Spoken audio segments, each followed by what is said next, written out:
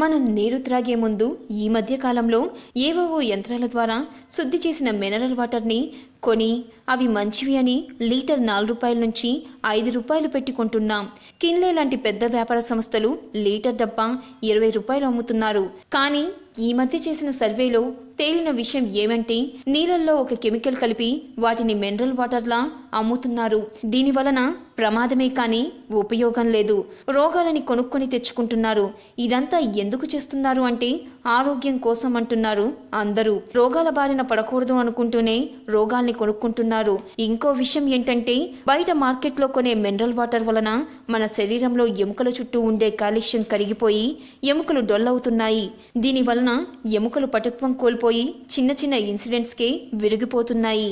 ఇంతకీ విషయం ఏంటంటే భారతదేశంలో ఉన్న మన పూర్వీకులు కొన్ని లక్షల సంవత్సరాల క్రితమే మన ఆరోగ్యం కోసం కొన్ని సూత్రాలు చెప్పారు. అందులో ఇది ఒకటి. నీటిని శుభ్రపరిచేందుకు రాగి, ఇత్తడి బిందెలు, చెంబులు వాడేవారు. వీటిని వాడటం వలన నీటిలో ఉండే సూక్ష్మక్రిములు చనిపోతాయి. ఈ మధ్య జరిగిన ఒక ప్రయోగంలో రోబ్రిడ్ అనే శాస్త్రవేత్త ప్లాస్టిక్ పాత్రలు, మట్టి పాత్రలు, ఇత్తడి, రాగి పాత్రలలో విరోచనకారిక అయిన ఒక సూక్ష్మక్రిమిని వేశారు. దీనిని 24 గంటల తర్వాత పరిశీలించగా ఇత్తడి, రాగి పాత్రలలో వేసిన క్రిముల శాతం తగ్గింది.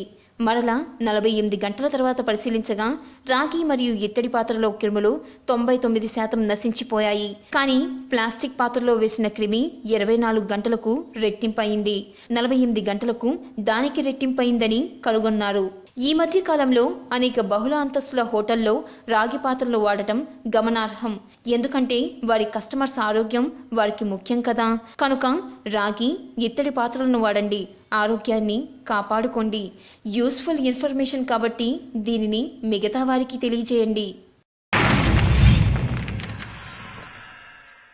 Like and subscribe Eagle Media Works.